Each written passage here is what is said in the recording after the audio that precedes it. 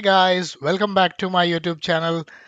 Today we are going to learn how to browse an open file with the help of VBA Macro Code, right? So where this going to be useful is like where you want to give the flexibility to the user to browse and open the file instead of keeping a fixed path in the macro, right? Very quickly moving on to my VBA editor. If you don't know how to open it, you can press Alt and F11. And if you already don't have any module here, you can press on insert and module. Okay. I'll give the name first, browse underscore open. You can give it any name of your choice. After that, we have to define the variable.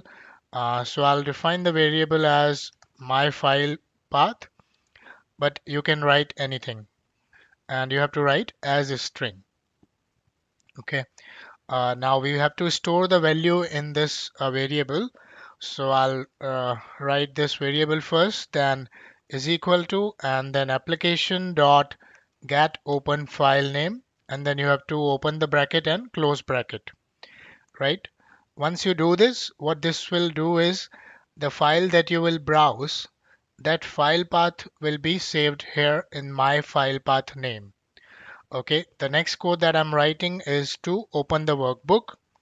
It is workbooks dot open and then space, and then you have to write that variable, which is my file path in my case.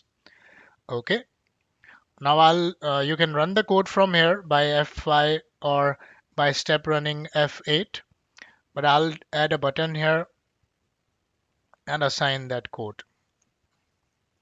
So code is browse, right? And I'll press this button,